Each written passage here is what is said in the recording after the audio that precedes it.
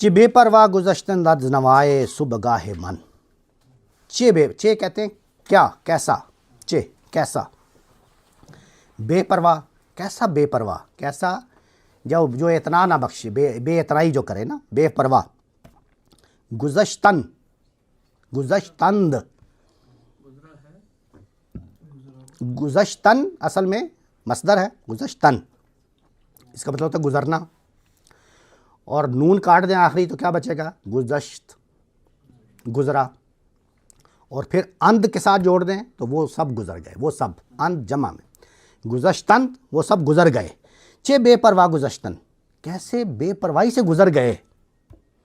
از نوائے صبح گاہ، از کہتے ہیں فرام، نوائے صبح گاہ من، آپ یوں کہیں کہ نوائے من کہہ لیں، نوائے من، میری آواز سے، میری آواز، میں بول رہا ہوں، میری آواز سے اتنی بے پرواہی سے گزر گئے.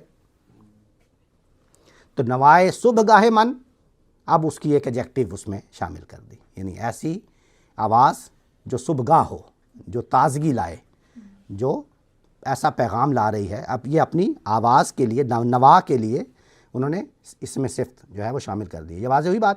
تو چے بے پرواہ گزشتن از نوائے صبح گاہ من، کہ برداں، برد کہتے ہیں لے جانا، بردن مصدر ہے، بردن، اس کا وہی نون کاٹا تو باقی کیا بچا، برد، برد لے گیا. شور و مستی، شور و مستی یعنی یہ اس کی زندگی کہہ لیں، شور مستی اس کا زندہ رہنا، اس کا ہنگامہ زندگی جیسے کہتے ہیں نا، شور و مستی اس کا ولولہ، اس کے اندر جو ولولہ زندگی کا، کہ برداں شور و مستی کے کہاں سے لے گیا، از سیاہ چشمان کشمیری. تو آپ سیاہ چشمان تھوڑی دیر پاز کر لیں، از کشمیری، تو کشمیریوں کی زندگی سے کہہ لیں تھوڑی دیر کے لیے، کشمیریوں کی زندگی سے شور و مستی کو زائل کر دیا، مار دیا، دوسرے الفاظ میں اس کے دل کو مردہ کر دیا. اور اس کا نتیجہ کیا نکلا کہ میری یہ جو آواز ہے، میں یہ جو نوا بلند کر رہا ہوں، اس سے وہ بے پرواہ گزر رہے، اس کی طرف توجہ نہیں دے رہے. تو اب سیاہ چشمان کیا تھا جس کو ہم نے پاز کیا تھا، وہ اصل میں ایڈجیکٹو ہے کس کا، کشمیری کا، کالی آنکھوں والے. تو یہ ایک طرح سے ان کی خوبی بیان کی، ان کی خوبصورتی بیان کی. تو اب ذرا شعر پورا سمجھیں، ہم نے اس کو توڑ کے ذرا تحلیل کر دی، لیکن آپ سمجھیں. چے بے پر، اور یہ کیا ہے، یہ وہی فریاد ہے، وہی اندلیب حجاز کا نالہ ہے جو پچھلی نظم میں ہم نے پڑھا نا. چے بے پرواہ گزشتن از نوائے صبح گاہ من. اب سمجھ آئی نا آپ کو کہ میری وہ فریاد کنا، میری آواز جو صبح گاہ ہے، جو آپ کے کلیجوں کو جگا رہی ہے، آپ کے دماغوں کو جگا رہی ہے، اس سے آپ ایسے بے پرواہ گزر گئے، اس سے آپ نے اتنی اعتنائی نہیں بخشی، اس کو بے اعتنا کر دیا. اور نتیجہ کیا نکلا کہ کشمیری سیاہ چشمان ایسے خوبصورت کشمیری جو ہیں، ان کے سینوں سے وہ شور و مستی جو ہے وہ لے گئی، یہ بے اعتنائی لے گئی، ختم ہو گئی وہ مرد. یہ بات واضح ہوئی جی؟ کوئی سوال اب یہاں تک تو نہیں ہے؟ ایک آخری چیز بھی پڑھتے ہیں پھر اجازت لیتے ہیں. جی میں نے کہا تھا کہ اسی سے متعلق ایک اور نظم بھی ہے ضرب کلیم میں، غلاموں کی نماز. غلاموں کا، ہاں سنائیں، کچھ آتا ہے؟ میں اس کو پڑھ کے سنا سکتی ہوں، مائک کا ہے، میں ایسے ہی پڑھ لیتی ہوں. یہ اس میں ریکارڈ ہو جائے گی، آواز آ جائے گی آپ کی. جی قریب جی. غلاموں کی نماز. ترکی وفد ہلال احمر لاہور میں، یعنی ٹرکش ریڈ کریسنٹ لاہور میں آیا تھا، تو وہاں پہ انہوں نے بادشاہ مسجد میں نماز پڑھی تھی. کہا مجاہد ترکی نے مجھ سے بعد نماز، طویل سجدہ ہیں کیوں اس قدر تمہارے امام. وہ سادہ مرد مجاہد، وہ مومن آزاد، خبر نہ تھی اسے کیا چیز ہے نماز غلام. ہزار کام ہیں مردان حر کو دنیا میں، انہی کے ذوق عمل سے ہیں امتوں کے نظام. بدن غلام کا سوز عمل سے ہے محروم، کہ ہیں مرور غلاموں کے روز و شب پہ حرام. طویل سجدہ ہیں اگر تو کیا تعجب ہے، ورائے سجدہ غریبوں کو اور کیا ہے کام. خدا نصیب کرے ہند کے اماموں کو وہ سجدہ جس میں ہے ملت کی زندگی کا پیام. بہت خوبصورت، ایکسیلنٹ، تھینک یو. بالکل یہ وہی پیغام ہے جس کی طرح اگر انہوں نے جو دو لفظ بولے تو مجھے ایک بات یاد آ گئی، تو میں چاہتا ہوں اس کی طرف آپ کی توجہ دلا دوں. ایک تو یہ جو پہلے ہم نے نظم پڑھی نا حضور رسالت مآب میں، تو انہوں نے ایک لفظ وفد کا استعمال کیا. ابھی حال ہی میں نہیں 4-5 سال پہلے ایک وفد آیا تھا ترکی سے پاکستان میں، رجب طیب اردگان، تو انہوں نے پارلیمنٹ میں خطاب بھی کیا تھا، آپ کو پتہ ہے، یاد ہوگا آپ سب لوگوں. تو انہوں نے پارلیمنٹ کے اس خطاب میں یہ نظم پڑھی تھی، پڑھی ٹرکش میں تھی، اردو میں نہیں پڑھی تھی، ٹرکش میں پڑھی تھی. تو یہ ایک طرح سے آپ دیکھیں کہ ان کے سینوں میں کیسی کھبی ہوئی ہے یہ نظم. ٹھیک ہے، ایک بات تو یہ ہوگی. ایک آپ نے اور لفظ بادشاہی مسجد کا بھی بولا.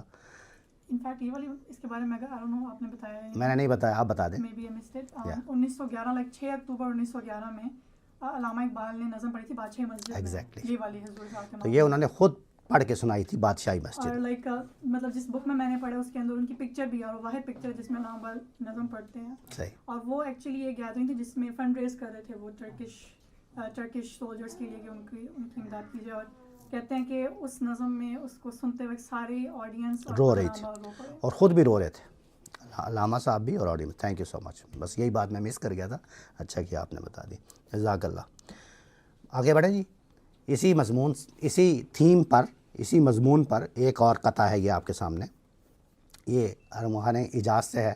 شکر ہے کہ میں نے اس میں کتاب کا نام لکھ دیا ان کی سہولت کے لیے. اب یہ دیکھیں کیا کہہ رہے ہیں. فقیراں تاب مسجد صف کشیدن، غریبان شاہنشاہاں دریدن، جواں آتش درون سینہ افسرد، مسلماناں بدرگاہاں خزیدن. ابھی دیکھیں، ابھی ہم نے تھوڑی دیر پہلے دیکھا تھا، سب سے اوپر پہلے ایک لفظ ہے کشیدند. تو آپ کو میں نے ایک یہ فنی اصطلاح میں، فنی محاسن میں سے یہ بات بتائی کہ اصل مصدر جو ہوتا ہے فارسی کا مصدر، وہ ہمیشہ اس کے آخر میں نون ہوتا ہے، یا اصل میں یا تن ہوتا ہے یا دن ہوتا ہے. فارسی کے مصدر تو سمجھتے ہیں نا، ورب. جیسے اردو میں کہتے ہیں جانا، آنا، کھانا، پینا، نہانا، تو ہر ایک کے آخر میں کیا ہے؟ نون الف نا، سوائے نانا کے. تو آنا، جانا، کھانا، پینا، نہانا، دھونا، سب کچھ. تو اس کے آخر میں تو جس لفظ اردو میں جس لفظ کے آخر میں نون الف نہ آئے سوائے نانا کے، وہ سب کیا ہے؟ مصدر ہے، یعنی ورب ہے. وہ کیا ہے؟ فعل جس کو ہم کہتے ہیں. ٹھیک ہے. اور فارسی میں اس کی نشانی یہ ہوتی ہے کہ اس کے آخر میں یا دال نون آتا ہے یا تے نون، لازماً یا تے نون. جیسے کشتن، قتل کرنا. ٹھیک ہے. تو یہاں پہ کیا ہے؟ کشیدن، کشیدن کھینچنا. سمجھ آ گئی؟ تو یہ ہوتا ہے مصدر. انگلش میں کیا نشانی ہوتی ہے؟ کون بتائے گا؟ یس، ٹو. اس کے شروع میں ٹو لگتا ہے. To sit, to stand, to go, to یہ. تو جب ٹو لگ گیا تو اٹ مینس یہ ورب ہے. ٹھیک ہے. اور اگر ٹو ہٹا دیں تو کوئی امپیریٹیو سینٹینس بن جائے گا. ہم عام طور پہ صرف کہتے ہیں سٹ، اسٹینڈ، یہ ورب ہے، یہ ٹو لگائیں گے تو بنے گا. تو یہ نشانی ہے جی. وہ تو پارٹیسپل بن جائے گا نا، یعنی ہم نہیں وہ ورب کی ایک آگے، وہ اس کو پارٹیسپل کہتے ہیں. یعنی نشانی اس کا مطلب یہ ہے کہ وہ اصل کیا ہے. جیسے ہم عربی کی میں آپ کو مثال دیتا ہوں. عربی میں آپ نے بہت سارے افعال دیکھے ہیں فعل جیسے ہوتے ہیں، تو اس کی نشانی کیا ہے کہ وہ اس کو کہتے ہیں ثلاثی مجرد. یہ لفظ آپ نے سنا ہے؟ ثلاثی، تین حرفی مادہ. تو عربی میں یہ نشانی ہے کہ وہ ثلاثی مجرد ہوگا. انگلش میں یہ نشانی ہے کہ اس کے شروع میں ٹو ہوگا. اردو میں یہ نشانی ہے کہ اس کے آخر میں نون الف نہ ہوگا. تو فارسی میں ہے کہ اس کے آخر میں یا دال نون ہوگا یا. ٹھیک ہے، سمجھ آ گئی آپ کو؟ تو اب یہ دیکھیں جو اصل بات میں بتانا چاہ رہا ہوں یہاں پہ، ہم چونکہ فارسی کے بہت الفاظ آئیں گے تو میں اس لیے آپ کو یہ بتا رہا ہوں. تو دال یہ کیوں ایڈ کرتے ہیں؟ یہی میں آپ کو بتانے لگا. تو سب سے پہلے تو آپ کو نون کاٹنا ہے. اس کا پہلا مرحلہ یہ ہے، نون کاٹنا. تو کشیدن ہے اصل میں، آخری نون دال کو چھوڑ دے، بھول جائیں آپ تھوڑی دیر. تو آپ کشیدن ہے، کشیدن. تو اس کا نون کاٹا تو کیا بنا؟ کشید. ٹھیک ہے، کشید. تو اب اس کے ساتھ آپ نے یا چھوٹی یہ شامل کی. اٹ ڈیپینڈس کہ کون ہے وہ جو کام کر رہا ہے، وہ کام کرنے والا کون ہے. ٹھیک ہے. تو اگر یہ ہے کشیدی بن جائے گا، میم ہے تو کشیدم بن جائے گا، وغیرہ وغیرہ. تو اگر جمع ہے بہت سارے لوگ یہ کام کر رہے ہیں تو اس کے آخر میں لگتا ہے اندھ، الف نون دال، اندھ. تو یہ کیا بنا؟ کشید پلس اندھ. تو اندھ کا الف پھر محذوف ہو جاتا ہے یعنی بولنے میں، تو کیا بنا؟ کشید اندھ. تو یہ لفظ کی ایسے میں نے آپ کو اس کا تعلق کوئی نہیں ہے اس کے مضمون سے، صرف یہ فنی محاسن میں یہ بات میں آپ کو Sorry, یہ پھر صرف اس میں پوئٹری میں یوز ہوا ہے اس طرح نہیں زبان ہے ہی ایسے، ہاں ایسے ہے ہی ایسا فارسی زبان میں. جی تو آپ دیکھیں کہہ رہے ہیں فقیراں تا بمسجد صف کشیدند، جب تک فقیروں نے مسجد میں صفیں باندھی. کشید کہتے ہیں کھینچنے کو، کش کا مطلب ہوتا ہے کھینچنا. کش اور کش یہ بھی آپ کو پتہ ہے نا، کش اور کش اردو زبان میں جب لکھتے ہیں تو اس کے اوپر وہ زبر اور پیش نہیں لگاتے، اس لیے کئی لوگ اس کو کش کو کش پڑھ دیتے ہیں، کئی کش کو کش پڑھ دیتے. اس میں فرق ہے. جیسے خود کش کو کئی لوگ کہتے ہیں خود کشی کر لی، خود کشی نہیں ہوتا، خود کشی ہوتا ہے، سوری خود کشی ہوتا ہے، خود کشی نہیں ہوتا. کش کا مطلب ہے قتل کرنا نا، کشتن. یا اسی طرح ہمارے یہاں پہاڑی سلسلہ ایک ہندو،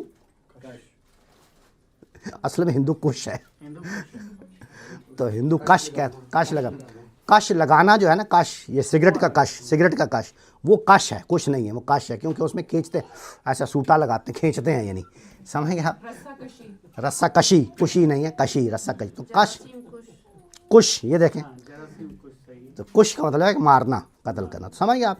تو یہاں پہ کیا ہے؟ کشیدن کھینچنا. صف کشیدن کس معنی میں استعمال ہو؟ یعنی صفیں باندھنا، صفیں بنانا دوسرے الفاظ میں. تو جب تک مسجد میں صفیں باندھتے تھے تو تب تک کیا ہوتا تھا؟ غریبان شہنشاہ دریدند، بڑے بڑے شہنشاہوں کے غریبانوں کو پھاڑ دیتے. دریدن سے ہے درد. جب تک یہ حال تھا تو یہ تھا کہ بڑے بڑے بادشاہوں کے گریبانوں کو پکڑ لیتے تھے، پھاڑ دیتے تھے.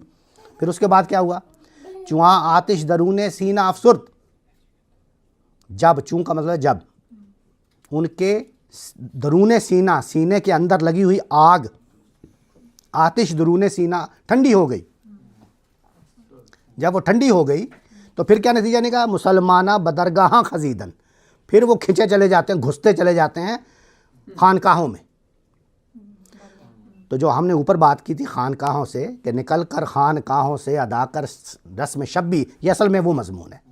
یہ بات واضح ہوئی آپ کو کہ جب تک تو وہ ان کے اندر وہ تھا، جذبہ تھا، جوش تھا، ولولہ تھا، تو تب تک تو وہ بڑی بڑی ریاستوں اور بڑی بڑی سلطنتوں کے کنگرے اتار دیے انہوں نے، ان کے بادشاہوں کو لے کے زمین بوس کر دیا. لیکن جب وہ ان کے اندر لگی ہوئی سینے کے اندر وہ جذبہ مٹ گیا، وہ آگ جو سینوں کے اندر تھی وہ ٹھنڈی پڑ گئی، تو نتیجہ کیا نکلا؟ پھر وہ خانقاہوں میں گھس گئے. مسلمانہ بدرگاہاں خزیدن، خزیدن یعنی گھس گئے.